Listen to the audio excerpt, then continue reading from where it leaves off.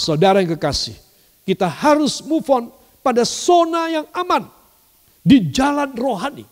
Saudara, bukan zona-zona yang disebutkan, bukan zona yang merah.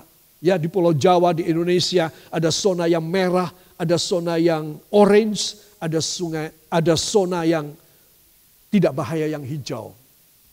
Ya saudara, yang merah menakutkan seperti DKI Jakarta. Wah, itu merah. Kemudian di mana lagi merah. Itu sebab Anda dan saya kita harus save dengan cara kita move on ke jalan rohani di tengah bahaya ini. Para kekasih, tadi kita sudah ketahui bahwa dari pembacaan ayat hidup kudus ini akan mampu menghancurkan COVID-19 dan lain-lain. Umpamanya, sekarang masalah keuangan, masalah saya lama tidak dapat kerjaan, anak-anak muda lama tidak dapat sekolah, ya sudah mencoba, gagal lagi tahun ini, coba lagi, gagal lagi. Yang ingin mendapatkan pasangan hidup gagal terus. Ya. Saudara, rumah tangga sudah terbentuk, ada suami, ada istri, ada anak, ada orang tua, tetapi masih mengalami kehancuran dan keberantakan. Saudara yang kekasih, itu termasuk horor dari COVID-19. Di antaranya yaitu segala macam itu. Semuanya sekarang ini yang menjadi tameng COVID-19. Jadi hal-hal yang lain yang gede, yang fatal, yang lainnya tersembunyi di belakang virus. Para kekasih perhatikan. Tuhan ingin supaya saya dan Anda seperti ayat tadi. 2 Korintus 7 ayat yang pertama. Supaya kita boleh hidup di dalam kebenaran. Orang yang mau maka dia bisa step up. Dia naik tingkat pada level, the next level. Saudara, COVID-19 yang mengharuskan kita semua mengisolasi diri. Mengharuskan kita semua masuk ke rumah dan ke kamar. Dan mengunci diri kita. Saudara yang kekasih.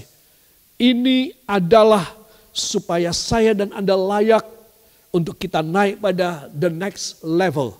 Pada tahap berikutnya, pada stage berikutnya lebih tinggi. Saudara harus paham. Kadang-kadang untuk mendapat sesuatu yang istimewa, yang besar, yang great, yang spektakuler, yang amazing. Saudara kita perlu menderita sejenak, sedikit waktu. Supaya apa? Supaya saya dan saudara disiapkan hati kita. Penuh ucapan syukur. Tuhan kok saya tiba-tiba bangkrut ya. Tuhan kok saya tiba-tiba di PHK ya. Tuhan kok tiba-tiba saya mengalami sakit kayak begini ya. Tuhan tiba-tiba saya mengalami keadaan yang ruding. Saya dioperasi, anak juga dioperasi. Aduh Tuhan terlalu berat. Saudara, belajar bersyukur. Katakan, saya harus belajar bersyukur. Bukan hanya ketika saya menerima berkat. Tetapi bahkan ketika saya mengalami ujian. Mengalami keadaan negatif dalam hidup saya. Para kekasih, Tuhan ingin supaya Anda dan saya menyadari. Bersyukur penting ketika kita mengalami keadaan tidak baik.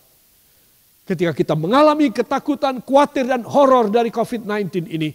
Bersyukur kepada Tuhan supaya Tuhan tahu bahwa hati saudara berkenan. Hati saya berkenan. Ya, izinkan Tuhan agak sedikit kaget. Wah, tumben nih Timothy Roy. Ya, sekarang bersyukur dia sama aku. Biasanya dia mengeluh terus. Sekarang kok dia bersyukur. Loh, Tuhan kaget kan? Tuhan tidak ngira kan? Kalau si Timothy Roy ini tukang berkeluh kesah, tukang ngomel, tukang marah. Sekarang bisa bersyukur kepada Tuhan. Berubah itu namanya move on. Kalau saya move on, Anda move on. Maka Tuhan akan senang untuk memberi lebih besar.